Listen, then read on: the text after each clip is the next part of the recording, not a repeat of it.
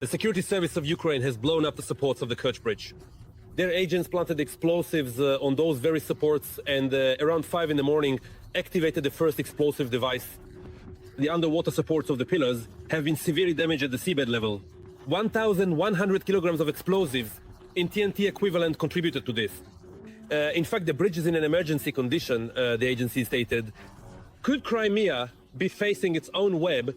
Exclusive details about what is happening in Crimea right now coming up in just a minute. But there is also troubling news from the front. Russian forces have advanced toward the Sumy region, occupying Konstantinovka. Other settlements are also under threat. All the details are in our report. Crimea was shaken by a series of explosions. The security service of Ukraine has struck the Crimean bridge for the third time. This time, special agents planted explosives on the bridge supports. The special operation was carried out underwater.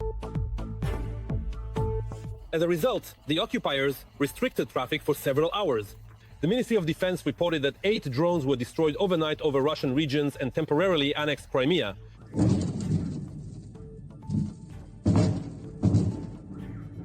Is Operation Web 2 really brewing in Crimea? At the very least, preparations for it are underway there. After the explosions at Russian airfields, planes and helicopters were massively scrambled from military airfields in Crimea. According to Ukrainian intelligence, the carriers of tactical nuclear weapons in Crimea could be Russian planes, helicopters, as well as submarines, ships and boats based there. At present, there has been no recorded deployment of the occupier countries' nuclear weapons on the territory of occupied Crimea. However, it should be noted that even without nuclear potential, the territory of Crimea is essentially considered a continuous military base for the occupier country's army. Therefore, there are enough legitimate military targets to carry out operations of this nature. Let us recall that on June 1, the Security Service of Ukraine conducted a historic special operation in Russia. Simultaneously, 4 military airfields in the rear of the aggressor country were struck, resulting in the loss of dozens of aircraft worth $7 billion.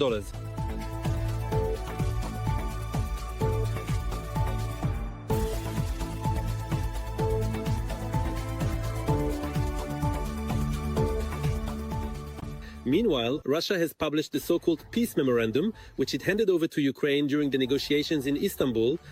It includes 3 sections with 2 options for ceasefire conditions and 31 points. The first option for a ceasefire is the complete withdrawal of the Ukrainian army from Russian territory, as well as from the entire territory of the Donetsk, Luhansk, Kherson, and Zaporizhia regions.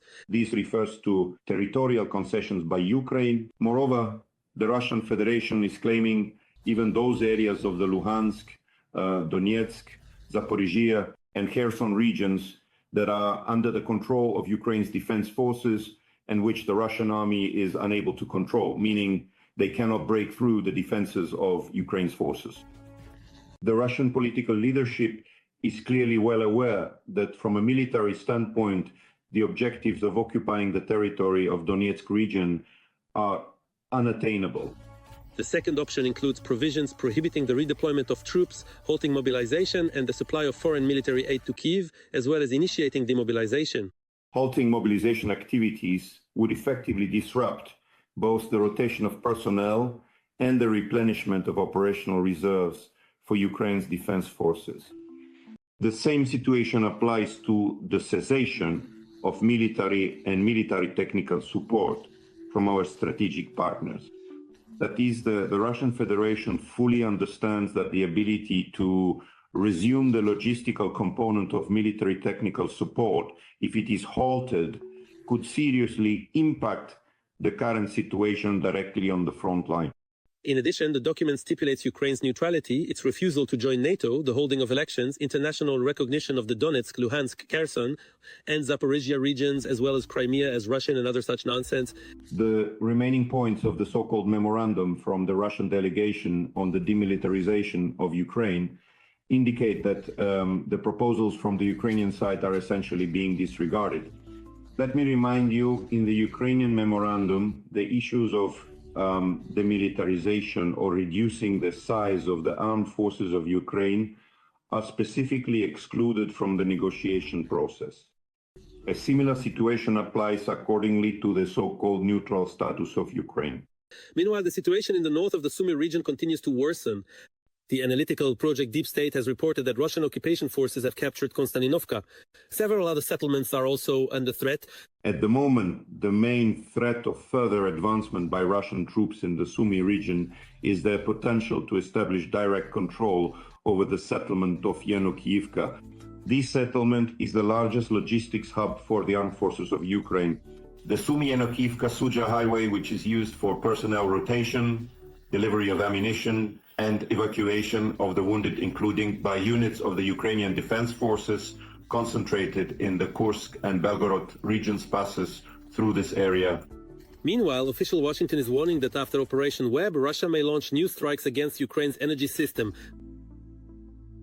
And of course, today we simply could not help but remind you of another chapter of this war, one that will definitely help Ukraine ultimately defeat the Russian war criminals. The Security Service of Ukraine carried out one of the largest covert operations of the war, attacking Russian airfields with kamikaze drones as part of a special operation codenamed Web. According to a representative of Ukrainian intelligence who wished to remain anonymous, the operation was made possible thanks to a unique scheme for delivering drones into enemy territory. This Web operation shocked Putin and all his military commanders. We have prepared all the details especially for you. An unprecedented operation by the Security Service of Ukraine under the leadership of Vasil Malyuk deep in the Russian rear. 4 long-range aviation airfields have been attacked in the last 2 hours. This is how the historic Bailey airfield looks now, strategic enemy aviation. During the special operation called Web, Ukrainian special services carried out massive FPV drone strikes simultaneously on 4 Russian military airfields, Bili, Dyagilivo, Olenya and Ivanovo. According to preliminary reports, more than 40 military aircraft were damaged in the operation, including strategic bombers such as the Tu-95 and Tu-22M3.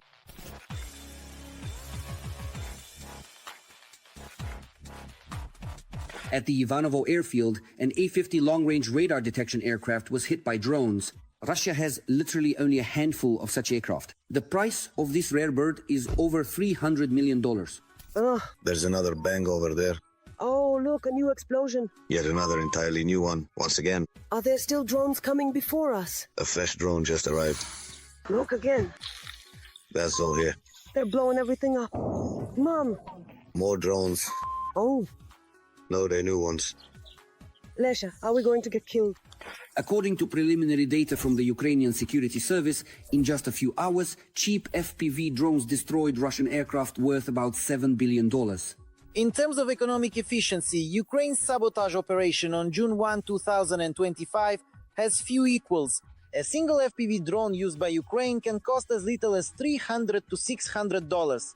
By comparison, a modernized Russian strategic bomber Tu-95MS is valued at $100 million or more. That's a cost cap of more than 100,000 times. Siberia, Ryazan, Murmansk region. FPV drone strikes thousands of kilometers from the front line became possible thanks to a kind of Ukrainian Trojan horse Russian trucks carrying dozens of Ukrainian drones on board. There it is. The copter is taking off again. Where it's taking off from, no one can tell. There it is, the trailer.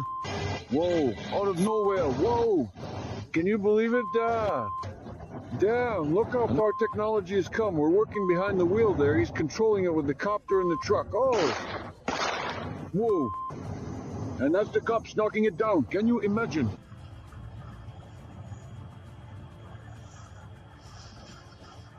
Drones take off from a Kamaz truck right at the gas station from the truck. The Pansy is shooting them down. At the same time, after a successful operation, local residents report that the trucks carrying the FPV drones burned to the ground after the mission. We went fishing. I'm telling you. In Z channels and Russian propaganda media, it's a day of mourning. Some, out of anger and shame, are once again threatening a nuclear strike.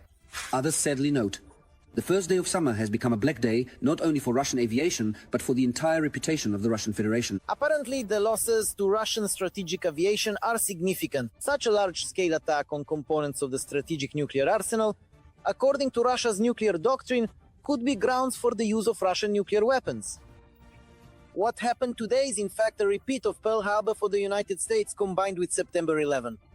I'm sure that a wise politician will simply play dumb in response and drink some Ekovakin kefir.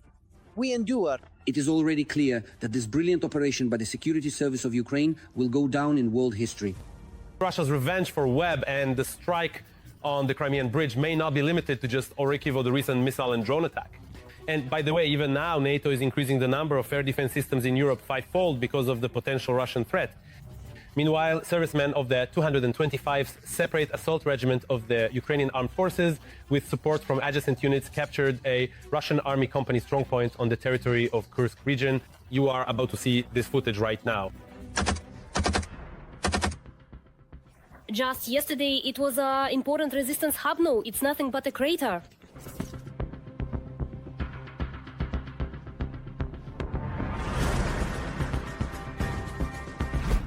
The 225th Separate Assault Regiment in the Kursk region cleared and captured a Russian army company strongpoint, which covered an important direction and was well prepared for all-around defense.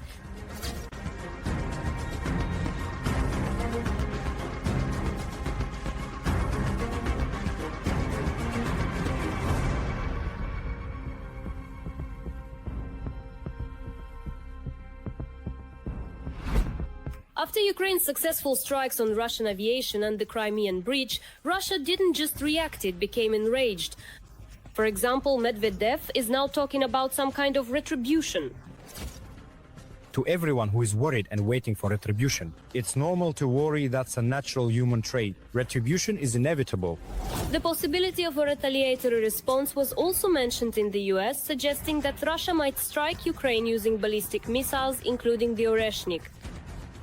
I'm sure that such a situation is possible, because this person has a disturbed mind. Actually, yes. But I can say with confidence that, first of all, we will know in advance whether this Oreshnik will be launched or not. Because, thank God, our partners, the British and the Americans, monitoring the entire territory of Russia around the clock with their satellites.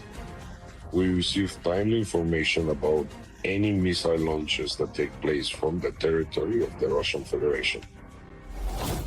Although there is also the possibility that Russia will simply launch another swarm of drones at energy or civilian infrastructure, there is also the possibility of new waves of medium-range ballistic missile launches. I think they will continue to use drones just as they have been. Why do they mostly use drones? Because their goal at the moment is to bleed our air defense system dry. Well, that's what they believe. The Daily Mail also quotes a British colonel who claims that the war could enter a nuclear phase. After all, Putin knows that nuclear retaliation would force Ukraine to surrender. He is not the only politician in the Russian Federation who I think would advise him that it's really not worth messing around with nuclear weapons, because the response would be severe and harsh, believe me. Neither Europe nor America will just stand by and watch. And in return, they would receive a very serious blow. But who knows, maybe after Operation Webb and the Crimean bridge, something else awaits Russia. Good things come in threes. First there was Webb, then the Crimean bridge. I can tell you with great confidence that we have one ace up our sleeve. We have our own little rocket that's more interesting than Oreshnik. I think we'll be testing it ourselves very soon. Given the situation that's unfolding on the part of the Russian Federation. And despite the fact that since the beginning of this year, Russia has lost approximately 200,000 soldiers, Europe has also begun actively preparing for the arrival of the Russian world. The UK has announced a state of readiness for war. This is something that concerns us. I can announce that we are planning to build at least 6 new ammunition factories in the UK. In this way, we will create more than 1,000 jobs. We will produce 1,000 new long-range guns in the UK to strengthen Europe's deterrence forces. NATO has also called on its European members to increase the number of air defense systems fivefold due to the threat of Russian aggression. But will Russia have the courage to take such a step? I think they won't have enough strength and resources to do it. I understand that Europe realizes this as well. I understand that as of today, by the way, when Putin announced this renewed mobilization and these large-scale exercises on the territory of Belarus, actually after that, Europe began to take Putin's threats much more seriously. And preparations are underway on the territory of the European Union in Europe, with very serious measures being taken for defensive and preventive actions. Also, according to updated information from Deep State, the occupiers have advanced in the Sumy region, capturing Andriivka and Vodolagi.